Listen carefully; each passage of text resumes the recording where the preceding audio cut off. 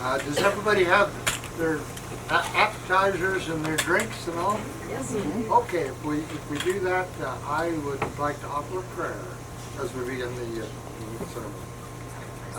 In our family, we have a tradition when we offer a prayer, a family prayer. We usually do it by holding hands in heaven. If you'd like to do that. Our kind and gracious Heavenly Father, we are gathered here today with family and friends to pay tribute to honor, and to celebrate the life of the lady we just lost.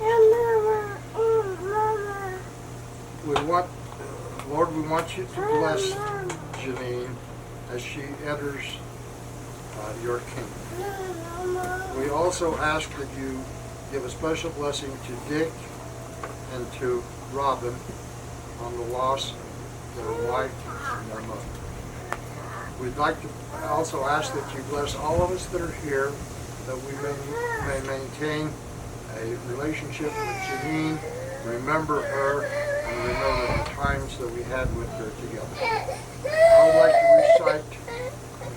Of course, leave it together. I would like to recite an incident that I have memory of, and that was when we were in California at Rachel's wedding.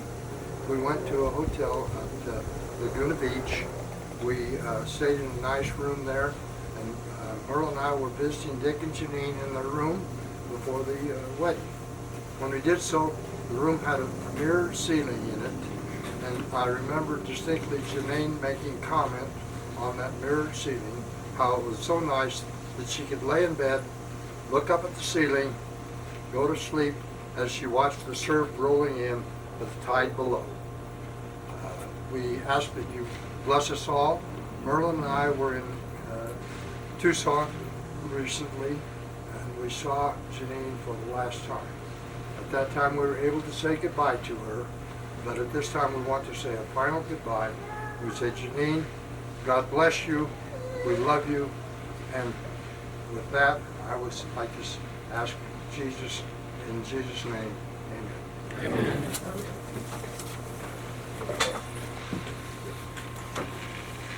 Before Dick recounts a bit of the history of my mother and his relationship with her, there was a poem that she particularly enjoyed that she thought should be read at this time, which I should do. It's short.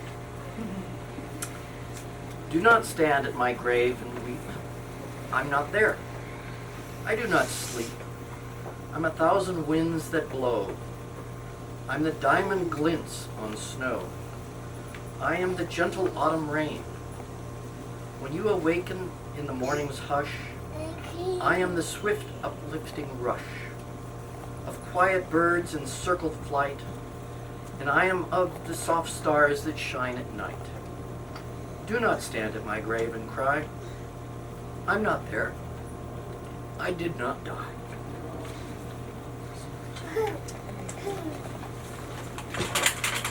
I'm going to sit and tell you a little bit about my 44 years with Janine. Thank you for coming and remembering Janine. It tells me that you all love Janine. Now I'm going to tell you a little bit more about her. As you know, Janine was a very private person who never talked much about herself and her life. I'm going to take the liberty now to tell you a little bit more that I learned over 44 years. Janine was born in 1923 in the outskirts of Paris, France. Her father's was René Lusson Boulon. Her husband, her mother was, I got the wrong line, was Suzanne Alice Laurie, that was her maiden name. She had one brother, a year and a half older, his name was John. She had a sister, her name was Christiane, and she was a year and a half younger. They were living in pre-World War II Paris. Everything, as you can see from the fun picture up on the wall there, you can see it was sort of a normal teenage life she lived until age 16.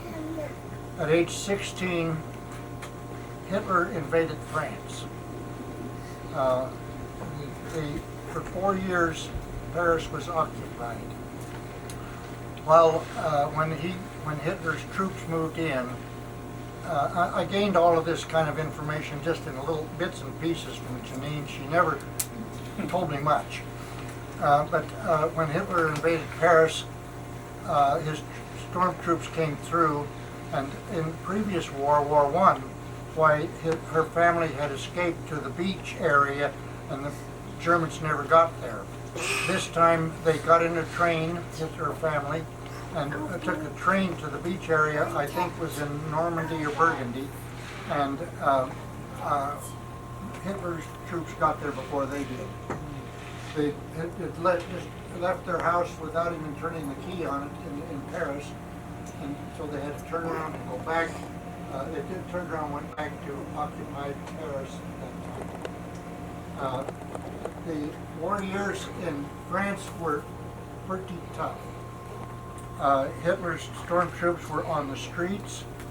If a Frenchman did anything significant to them, they would round up 10 young men in France and execute them on the spot.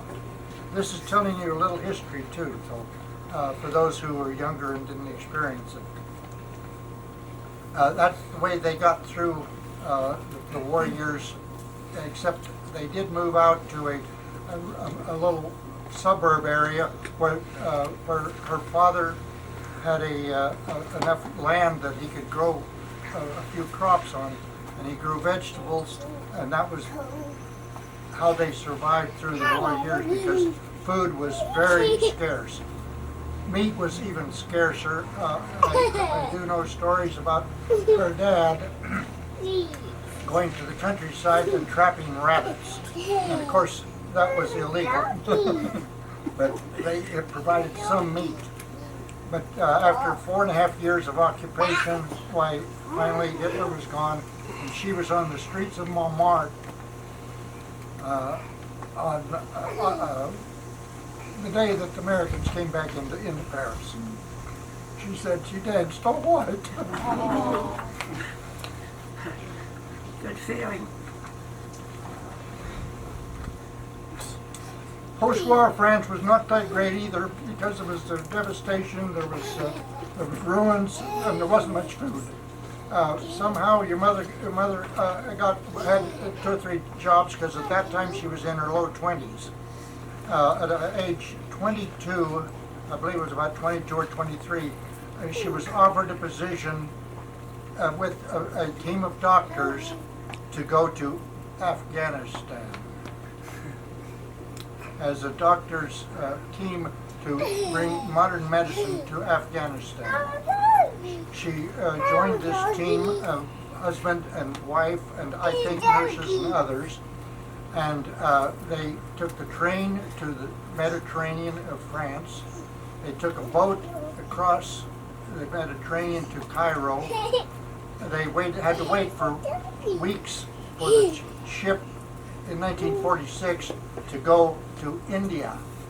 They took the ship from India from Cairo to India, Bombay, which is now Mumbai, and then they picked up the Orient Express from Mumbai to Kabul.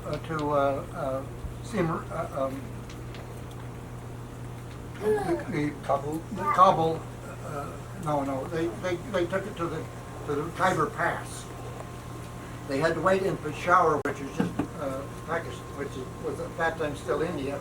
They had to wait for several weeks, and the king of Afghanistan purchased some Chevrolet cars, and they were being delivered to Peshawar, and they rode in those cars through the Khyber Pass to Kabul, Afghanistan. Experience. While in Afghanistan, she was in a small colony of non-Afghans who got acquainted with each other. And it's my understanding that Robin's father wanted to learn French. So he contacted Janine. Sometime later, after maybe he learned French, I don't know. Not much. Why? They got married, and I suppose it was 9 months later. Robin was born on the kitchen table in their home, which had dirt floors and Persian carpets. When Robin was 6 weeks old, why Frank, Robin's dad, and Janine came back from Afghanistan to America.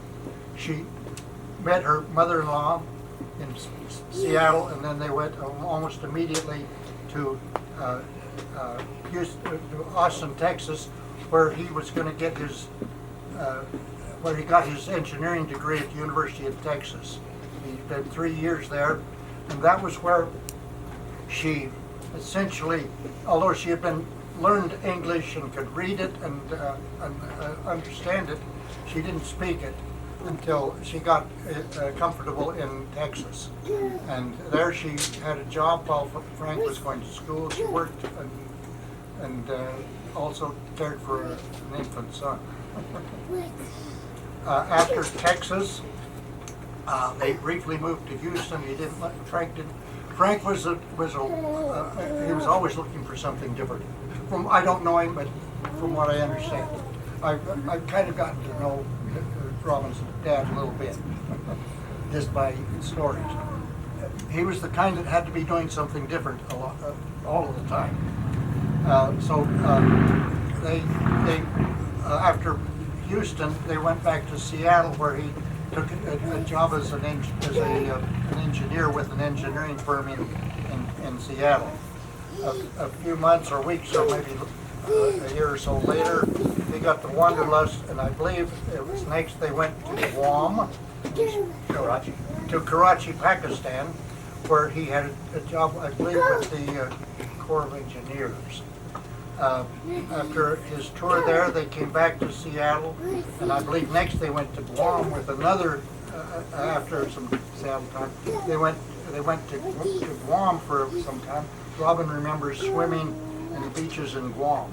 I think he also remembers the beach time they had in the beaches of Karachi too.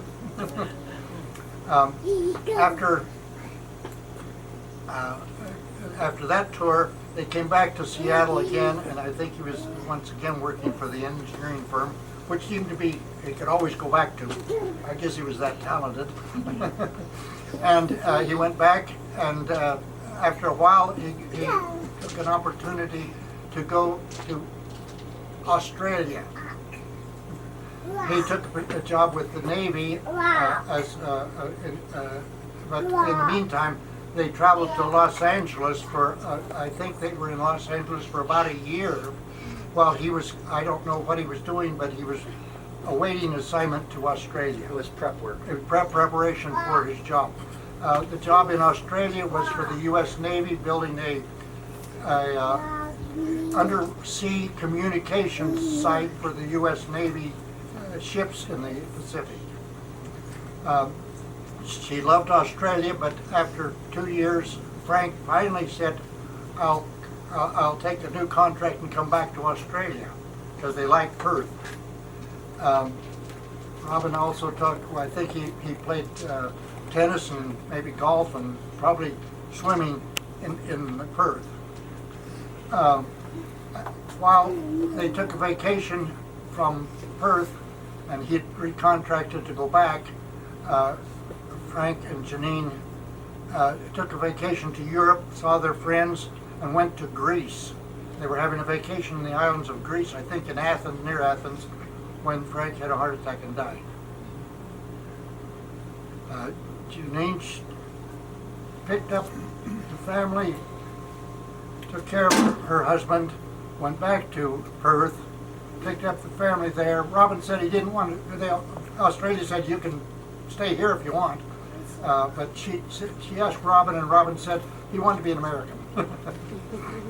So they came back to Seattle. Robin went to high school in Seattle, and Janine took some studies to become a stenographer, and she had several jobs in Seattle. And when Robin got out of high school, she got a little wanderlust. And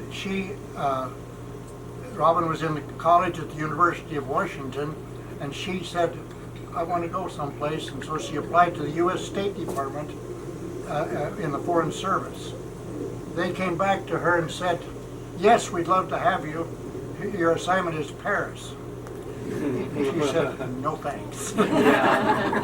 She wanted something different. So they came back and said, well, how about Morocco? So she went to the American Embassy in Morocco for about 2 or 3 years. And Robin visited her, I think, while they were there.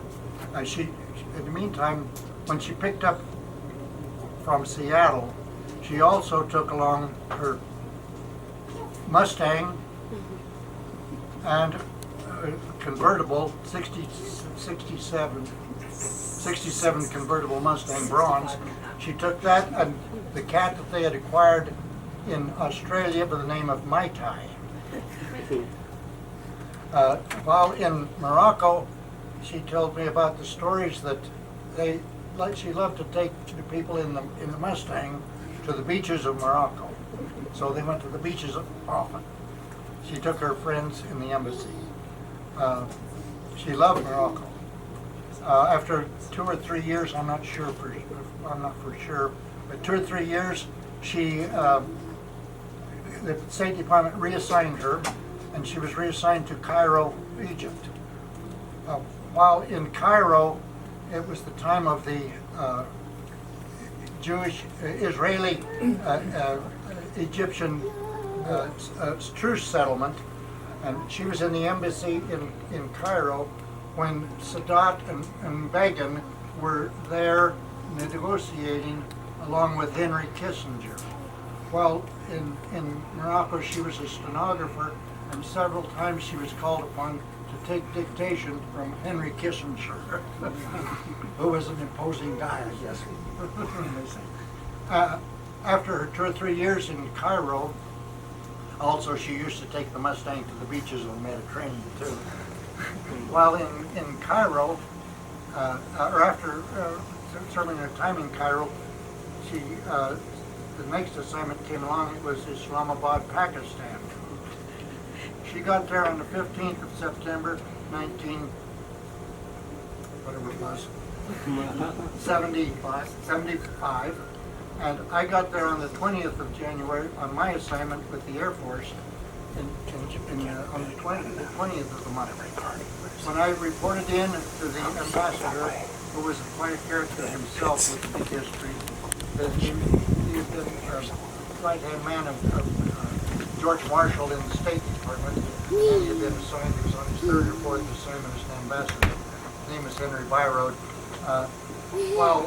When I walked in to report in to the American ambassador, why, I walked right by Janine. She was sitting there.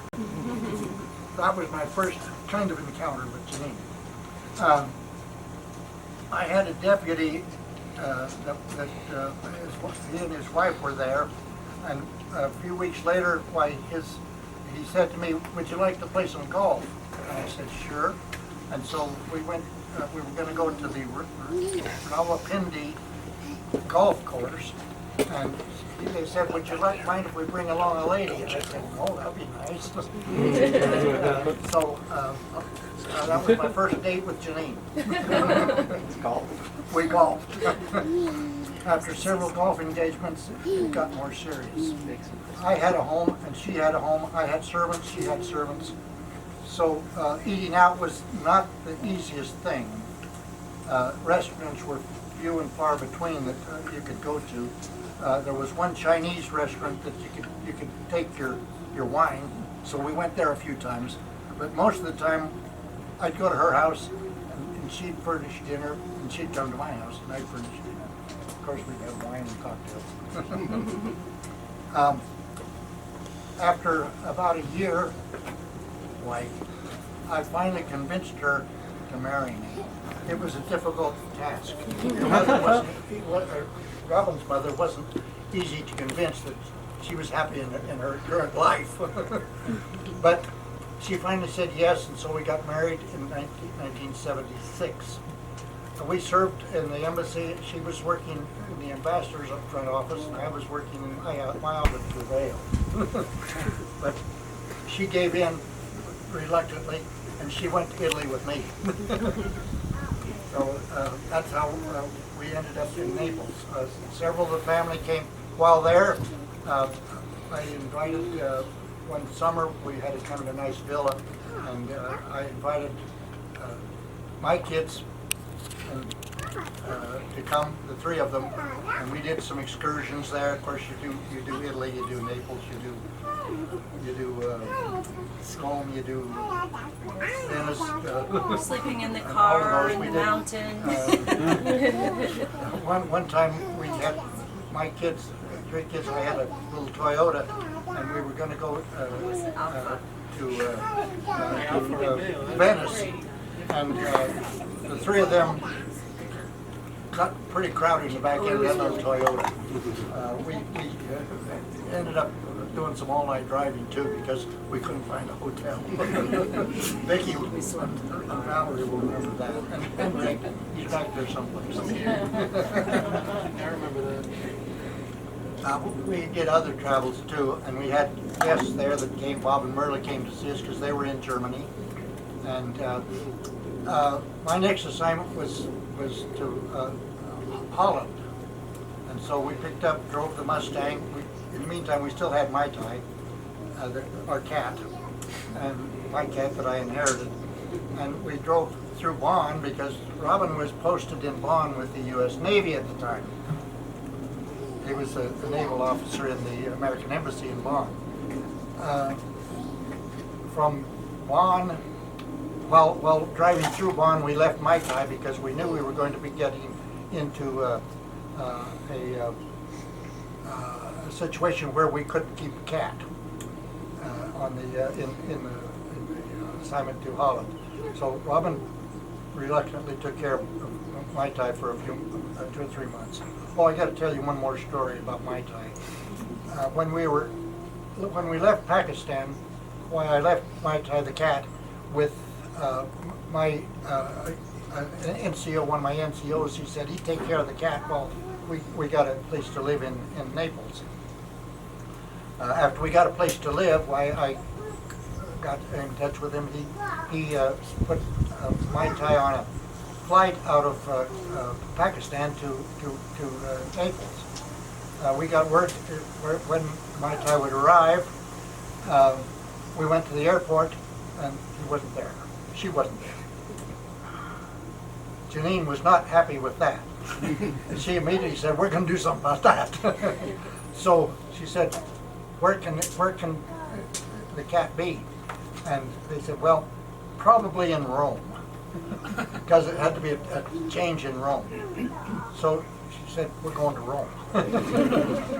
We went to the Rome airport, rumbled around the warehouses for a while, and then all of a sudden we heard a meow. And it wasn't a box.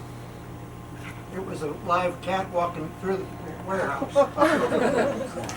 So he grabbed up my tie and we headed back. Well, that was the story I went back to. Let's see, we're in Holland. We did a lot of traveling in Holland. We got to see Robin in Bonn several times, or wherever he was at that time. He was in different places. Then my final assignment, we got back to South Carolina. While in South Carolina, Grenville and Gwen, my brother and sister, were traveling on his America tour in their trailer house, and I got a phone call that said, we got a problem. We just crashed our car. we were in, I think they were in Georgia, out of Atlanta someplace. And I said, is it drivable? And they said, yeah. I said, well, come on up and you can repair it up here. So they came to our house and spent several weeks while the garage was repairing the car. And Janine and Gwen, Grenville's wife and mother of some here, got well acquainted. Grenville was not very fast in doing things, and he wouldn't insist to get that car fixed. And they were happy to stay. Anyway, after that, why, it was time to go, for me, I retired. And we went back to Seattle because that was Janine's other home, and I didn't want to go. That was where I was happy with going there. And while there, we sort of did some, we were good friends with, and then became sort of a watcher over Robin's grandmother, who was Frank's mother. She was, and we lived there for 8 years, and while there we did a lot of traveling and so forth. They lived on a golf course there. We golfed, we continued to golf together, and we did that until she was unable. After Robin's grandmother died, why, we moved to Tucson, and there we lived until she died. Let me see if I got some notes here, but I probably left some things out. But that's okay.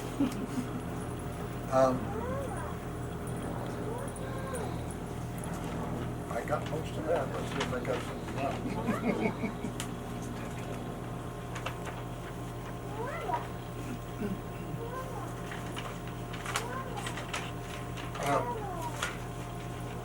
3.5 years ago, while in Tucson, Janine fell and broke her femur and upper leg, and she was in the hospital for several days, and then in recovery for 3 or 4 weeks, rehab, and they had to put rods and pins in to put the leg back together, and then we brought her home. From that time on, she was in a wheelchair, but she was helpful for being taken care of. But we did, over the last 3.5 years, a couple of times we had to go to assisted living because it got to the point where I could not safely take care of her. But that was about for a year or so we were in assisted living. But we came back a year and a half ago, and we were together, and that was when we really kept getting closer because she knew the end was coming, and she was very, I think, unhappy to be in a wheelchair, but we had a very nice last 3 years together. This past May have been April, why most of our family came. Robin was getting ready to move to Seattle area, and he and Mary came and lived in our house for a week, and we enjoyed that very much. Also, Bob and Merla came, and also Rick and Robin came, and so they had. She kind of looked upon that as, I think she felt that was her goodbyes. So she got to see family. Her final, she did tell me several times, you tell everybody goodbye.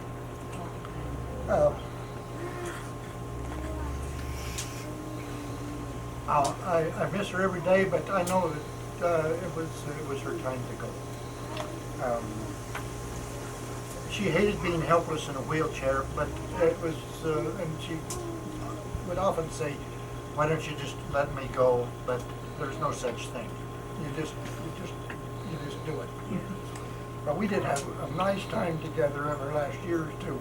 Not that the others weren't really going. Well, we did lots of trips together, lots of exciting things like utility trips into into the Himalayas. I took her trips to Afghanistan, to Bamiyan, to you name it. A wild time. We honeymooned in Sri Lanka, and we saw the elephants, and of course the beach, and the tea garden, the tea yards, and that. Anyway,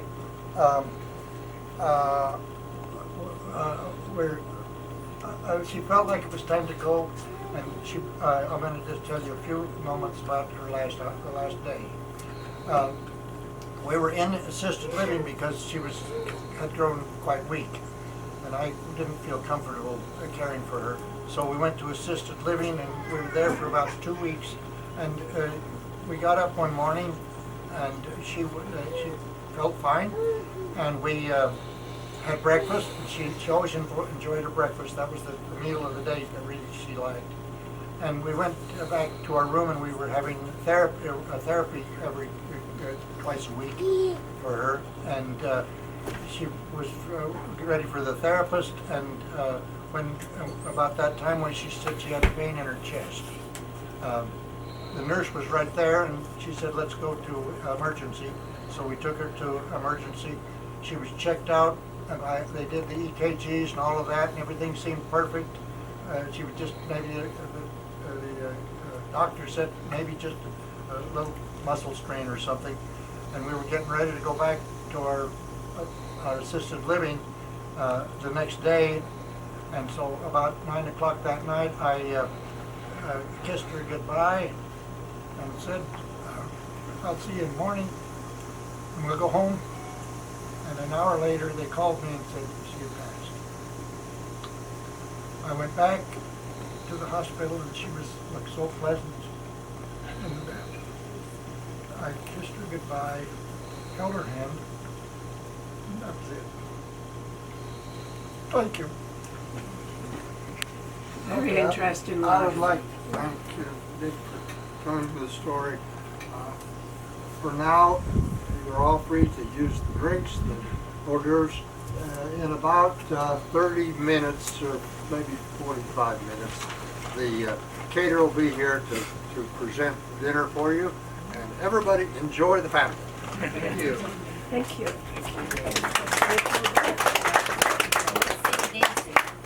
Pardon? Nobody danced. We were expecting a dance. Dad, we're gonna do, Rusty's gonna do a family photo. Oh, okay. Yeah, somewhere let's do before a the family meal.